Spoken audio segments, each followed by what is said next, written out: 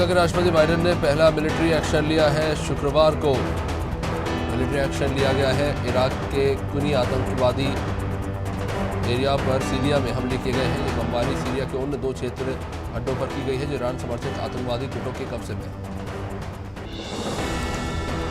America के राष्ट्रपति Joe Biden ने भारतीय समेत पूरी दुनिया के पेशेवर लोगों को बड़ी खुशखबरी दी है। बाइडेन ने पूर्व राष्ट्रपति डोनाल्ड ट्रंप के कोरोना वैश्विक महामारी के दौरान ग्रीन कार्ड जारी करने पर लगाई गई रोक को हटा दिया है। अधिवक्ताओं का कहना है कि ये अमेरिका में वैध आव्रजन को रोक रहा है। बाइडेन के इस ऐलान से हजारों भारतीय कामगारों को फायदा होने की उम्मीद है। विश्व भर में अब तक 11.30 करोड़ से अधिक लोग कोरोना महामारी की चपेट में आ चुके हैं, तभी इस बीमारी से मरने वालों की संख्या पूरी दुनिया में 25 लाख को पार कर गई है। अमेरिका की जॉन हॉपकिंस यूनिवर्सिटी के विज्ञान एवं इंजीनियरिंग केंद्र की ओर से जारी आंकड़ों के मुताबिक दुनिया के 192 देशों में अब तक 25 लाख से भी ज्यादा लोग कोरोना के चलते अपनी जान गंवा चुके हैं। ब्रिटेन की एक अदालत ने पंजाब नेशनल बैंक घोटाले में आरोपी नीरव मोदी को भारत प्रत्यर्पित करने का आदेश जारी कर दिया है। डिस्ट्रिक्ट जज सैमुअल गोजे ने मानसिक हालत संबंधी उसकी अर्जी को ठुकराते हुए अदालत से उसे भारत को प्रत्यर्पित किए जाने का फैसला सुनाया है और यह भी कहा है कि मुंबई की आर्थर रोड जेल में उसे पर्याप्त चिकित्सा और मानसिक स्वास्थ्य देखभाल उपलब्ध कराई जाएगी।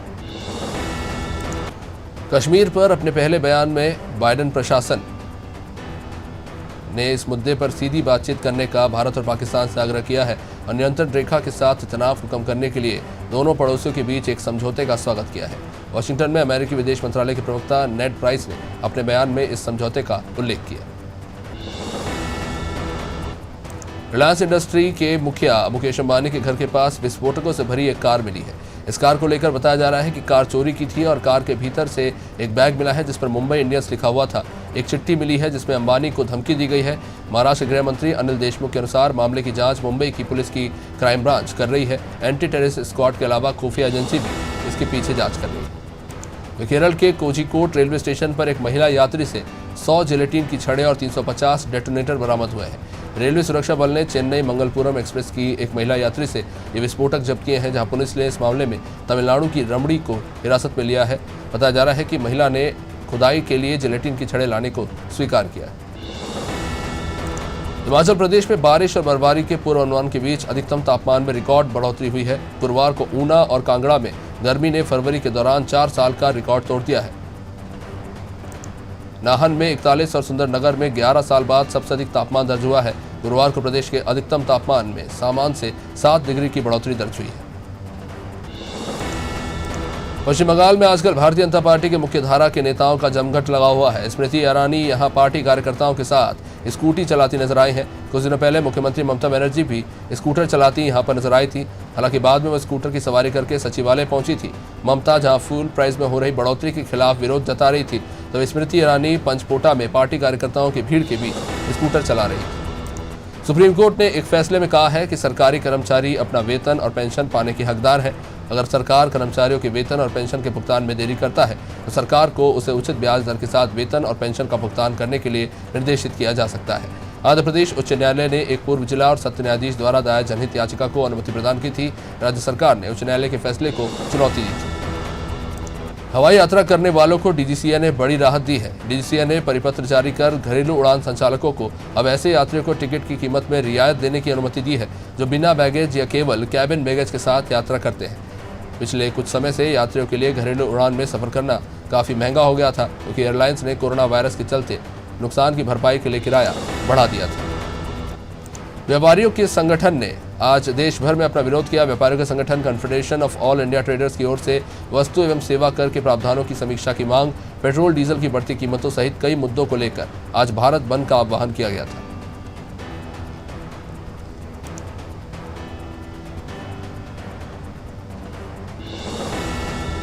ईंधन की बढ़ती कीमतों और जीएसटी के प्रावधानों के विरोध में सीआईटी की ओर से बुलाई गई भारत बंद का असर देश के कई हिस्सों में देखने को मिला। पश्चिम बंगाल, दिल्ली और असम में भी इसका प्रभाव देखने को मिला है, जहां इस दौरान व्यापारी जीएसटी सरल करने की मांग करते हुए व्यापार बंद हमारा कर्म नहीं हमारी मजबूरी है जैसे नारे लगाते नजर आए।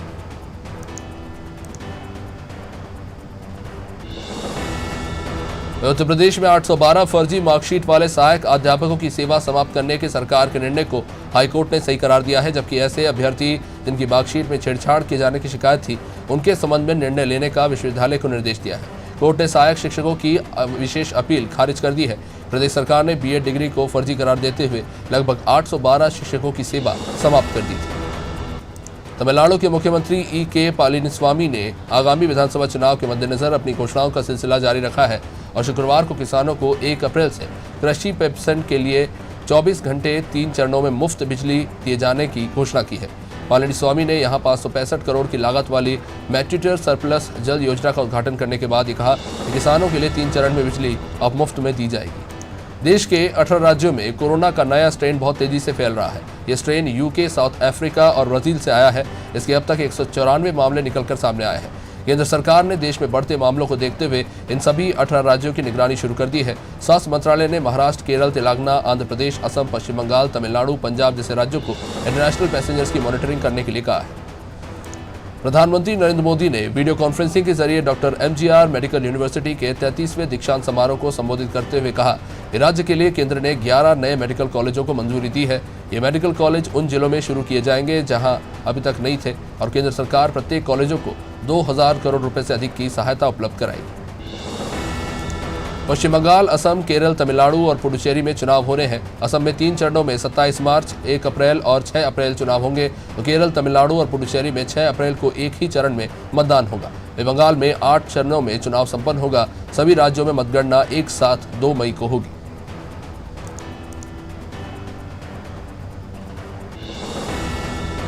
देश के 5 राज्यों में होने वाले चुनाव को लेकर चुनाव आयोग ने जानकारी दी है। उम्मीदवार को प्रचार के लिए डोर टू डोर कैंपेन की इजाजत होगी, लेकिन इसमें उम्मीदवार को मिलाकर 5 से अधिक लोग शामिल नहीं हो सकेंगे। उन्होंने कहा कि बिहार चुनाव की तरह ही इस चुनाव में भी मतदान का समय 1 घंटा अधिक रहेगा। उम्मीदवारों के लिए ऑनलाइन नामांकन की सुविधा होगी। असम में 3 चरणों में चुनाव संपन्न होंगे। पहले चरण का मतदान 27 मार्च को होगा। नामांकन की अंतिम तारीख 9 मार्च और नामांकन वापस की अंतिम तारीख 10 मार्च रखी गई है। दूसरे चरण का मतदान 1 अप्रैल को 39 सीटों पर होगा। नामांकन की अंतिम तारीख 12 मार्च और नामांकन को वापस की अंतिम तारीख 17 मार्च रखी गई है। तीसरे चरण में 6 अप्रैल को 40 सीटों पर मतदान होगा। मुख्यमंत्री शिवराज सिंह चौहान लगातार पर्यावरण को बचाने की दिशा में पौधारोपण कर रहे हैं और इसी श्रृंखला में आज मुख्यमंत्री शिवराज सिंह चौहान ने स्मार्ट पार्क में नीम का पौधा लगाया। पौधा लगाने के बाद मुख्यमंत्री ने कहा कि नीम के पौधे के कई औषधीय गुण होते हैं। नीम वातावरण को तो शुद्ध रखता ही है, साथ ही नीम की औषधीय गुण भी है।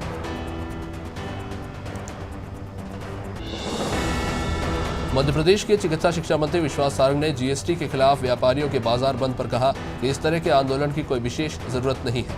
बातचीत के द्वार हमेशा खुले हैं। साथ ही मंत्री ने कहा कि कमलनाथ सरकार ने रसोई को बंद कर दिया और भ्रष्टाचार से अपना पेट भरा। अब उसी रसोई को फिर से शुरू किया जा रहा है।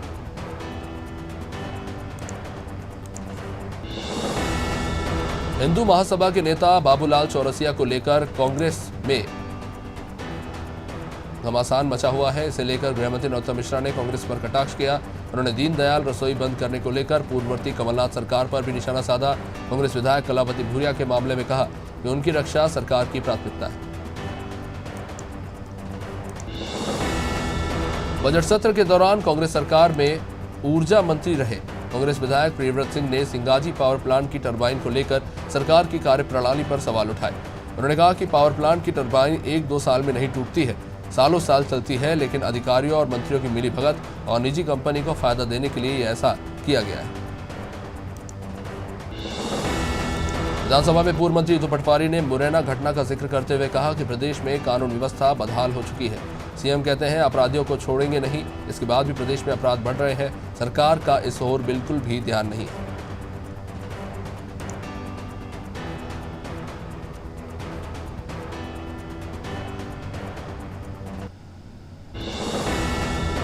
मध्य प्रदेश विधानसभा के बजट सत्र में लगातार हंगामे हो रहे हैं।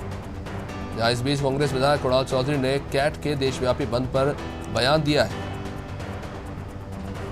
कि सरकार को जीएसटी में व्यापारियों को राहत देना चाहिए।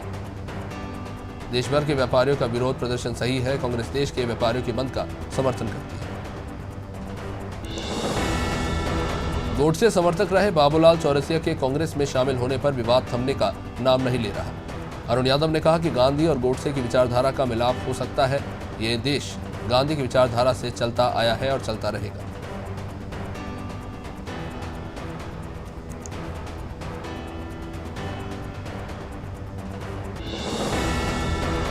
देश भर में लगातार महंगाई बढ़ती जा रही है। पेट्रोल डीजल के बाद रसोई गैस के दाम भी लगातार बढ़ रहे हैं। बढ़ती महंगाई को लेकर कांग्रेस भी केंद्र सरकार पर हमलावर हो रही है। जगह जगह प्रदर्शन हो रहे हैं और इसी कड़ी में युवा कांग्रेस नेता अतुल डोंगरे के नेतृत्व में जबलपुर के रांची में कांग्रेसियों ने केंद्र सरकार के खिलाफ प्रदर्शन किया।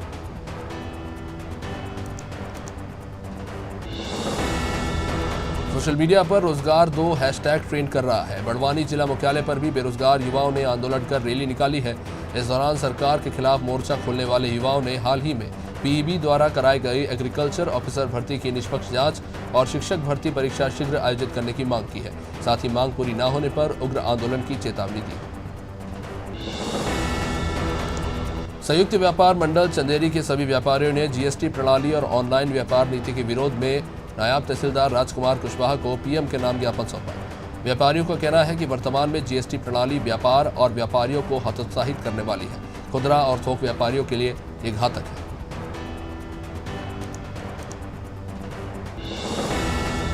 दमोह जिले के हटा में ग्रामीणों ने ब्यारमा नदी पर डैम बनाए जाने की मांग की है। इनका कहना है कि नदी में पानी नहीं होने से फसल सूख रही है। किसानों ने बताया कि वो कई सालों से नदी पर एक स्टॉप डैम बनाए जाने की मांग कर रहे हैं। इसके लिए ग्रामीणों ने एक ज्ञापन भी मंत्री ब्रिजेश प्रताप सिंह और पंचायत एवं ग्रामीण विकास मंत्री रामखिलावन पटेल को सौंपा। लखनऊ में अवध बार एसोसिएशन ने हाईकोर्ट के बाहर शांतिपूर्ण प्रदर्शन किया। अधिवक्ताओं ने अपनी 4 सूत्री मांगों को लेकर धरना प्रदर्शन किया, जिसमें GST tribunal law appellate tribunal को लखनऊ में स्थापित करने की मांग शामिल है।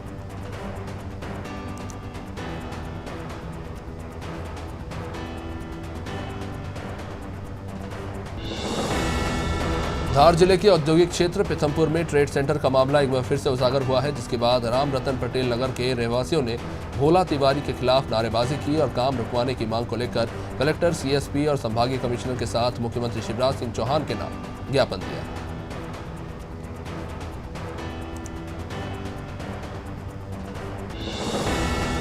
छत्तीसगढ़ के कोरिया जिले में महिला कांग्रेस ने मोदी सरकार की नीतियों के खिलाफ प्रदर्शन किया और बढ़ती महंगाई के विरोध में मोदी सरकार का पुतला दहन किया। महिला कांग्रेस की कार्यकर्ताओं का कहना है कि लगातार बढ़ती महंगाई की वजह से मध्यम वर्गीय और गरीब परिवार परेशान है। जिला कांग्रेस कमेटी के अध्यक्ष नजीर अध्यक्ष ने केंद्र की गलत नीतियों का विरोध किया। बड़वानी के झंडा चौक पर बेरोजगार युवाओं ने अनोखे तरीके से प्रदर्शन किया। यहां युवाओं ने जमीन पर नाक रगड़ते हुए दंड बैठक लगाकर रोजगार की मांग की और रैली निकालकर सरकार के खिलाफ नारेबाजी की।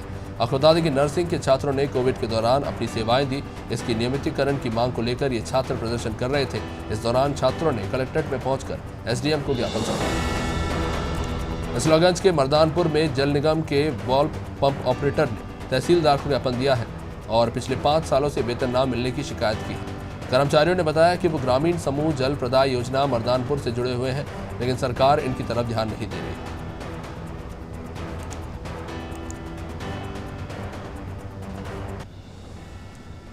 ई-वे बिल, पेट्रोल डीजल की बढ़ती कीमतें और जीएसटी को लेकर the confederation of all India traders CAIT ने भारत बंद का आह्वान किया, जो सुबह 6 बजे से लेकर आज रात 8 बजे तक चला। All India transporters welfare association और दूसरे संगठनों ने बंद का समर्थन किया है। देश भर में 1500 स्थानों पर धरना दिया गया और सभी बाजार बंद रहे। इसमें 40,000 से ज्यादा व्यापारिक संगठनों से जुड़े करीब 8 करोड़ कारोबारी शामिल हैं।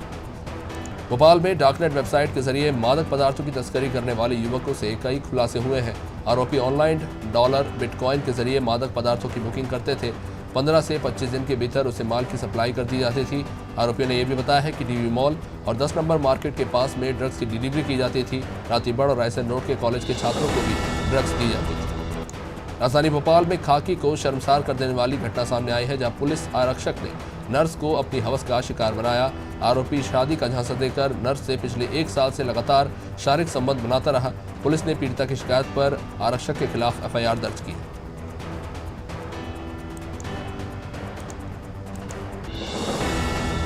रतलाम में नौकरी दिलवाने के नाम पर लाखों की ठगी करने का मामला सामने आया है। ठगी की यह घटना उज्जैन निवासी 20 वर्षीय गोपाल के साथ हुई है। आरोपी महेंद्र सिंह समेत 7 लोगों ने युवक से फोन पर संपर्क कर नौकरी देने का वादा किया। युवक से मिलकर अलग अलग चार्ज और रजिस्ट्रेशन के नाम पर करीब 2 लाख रुपए जमा करवा लिए गए। पुलिस ने इस मामले में अब तक 7 आरोपियों के खिलाफ मामला दर्ज किया। महासमुंद जिले के पिथौरा ब्लॉक में अवैध रूप से संचालित ईंट भट्टों के लिए खनिज विभाग ने बड़ी कार्रवाई की, जिसके बाद संचालकों में हड़कंप मचा हुआ है। खनिज विभाग ने लगभग 10 ईंट भट्टा संचालकों पर शिकंजा कसा है। विभाग ने कार्रवाई करते हुए 2 ट्रैक्टर और 10 लाख ईंटें जब्त की हैं।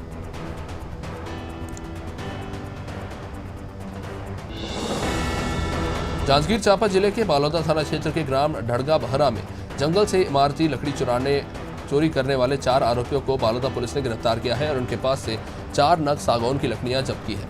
पुलिस ने सभी आरोपियों के खिलाफ मामला दर्ज कर इन्हें न्यायिक रिमांड पर भेज दिया।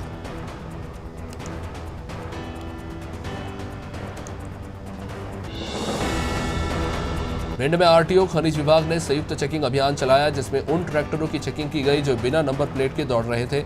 ऐसे लगभग 30 ट्रैक्टरों पर कार्रवाई करते हुए इनसे जुर्माना वसूला गया है। साथ ही कोविड-19 को ध्यान में रखते हुए बसों की भी चेकिंग की गई, जिसमें 3 ओवरलोडेड बसों को पकड़ा गया।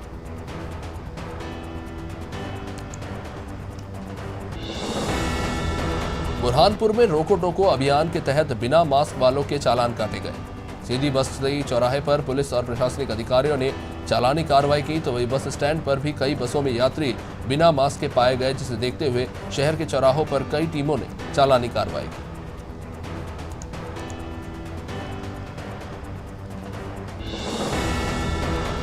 खरगोन जिले के गोंगावा थाना क्षेत्र के अदलपुरा में 3 तलाक का मामला सामने आया है। पीड़ित महिला ने बताया कि अदलपुरा के मोहम्मद शाह के साथ उसका निकाह हुआ था और निकाह के 2 साल बाद उसका पति मारपीट करने लगा, जिसकी जानकारी उसने अपने परिजन को।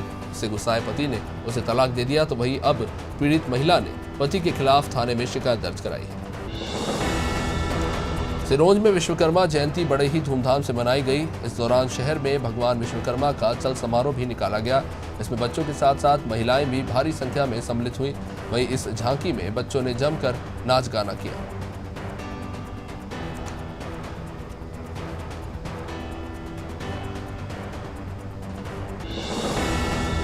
आलोट नगर के खासपुर गांव में भागवत कथा का आयोजन किया गया था, जिसमें कथावाचक कैलाश शर्मा ने बताया कि जीवन में खुश रहना है तो सत्संग में जाओ या संतों की शरण में जाओ, इससे आनंद की अनुभूति होती है। साथ ही उन्होंने कहा कि हर जगह भगवान है, बस उसे पहचानने की जरूरत है।